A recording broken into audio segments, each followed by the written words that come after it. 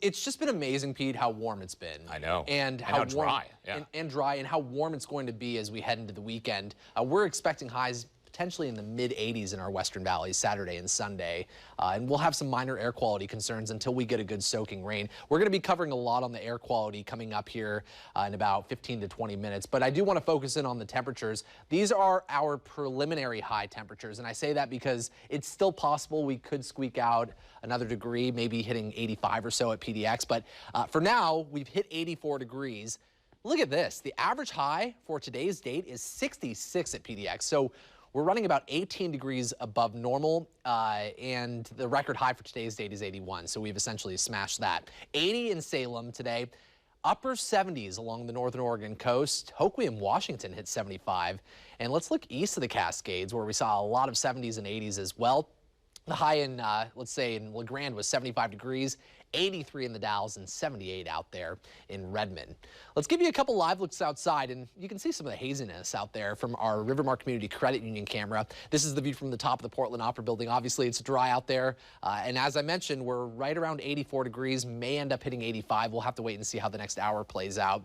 And here's another live shot from the Mount Hood Ski Bowl camera. Boy, is the mountain looking bare right now. And down the slope at the base area near Government Camp, we're at 70 degrees. It's even really warm up on the mountain, especially for this time of year. We've got a big ridge of high pressure building over the west coast that's driving our storm track up into Canada and Alaska.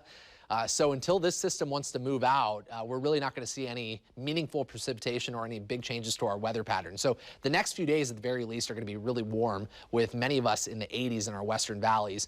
I think around Monday, high pressure starts to work its way east of us, and we're going to have a weak area of low pressure right offshore. That'll help to strengthen the onshore flow, and that'll bring a bit more cloud cover and slightly cooler weather. But midweek, high pressure builds once again, so we're going to be near 80, it looks like, Wednesday of next week. Then once we get into about Thursday, Friday, the 20th, 21st, we enter what we call zonal flow. The jet stream is just going to be to the north of us, so we're going to start to see some changes. I think some bigger changes around the 22nd. Climate Prediction Center is now putting the bullseye for the precipitation outlook right over the Pacific Northwest, likely above normal in terms of precipitation between the 20th and the 26th.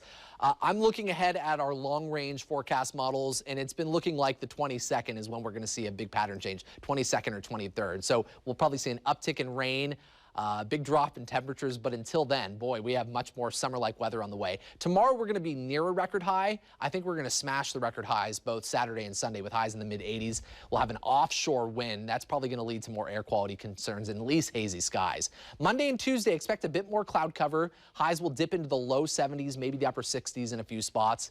And then Wednesday, we're warm again. Thursday, Friday, we'll gradually start to cool back down. Pete, back to you. Okay.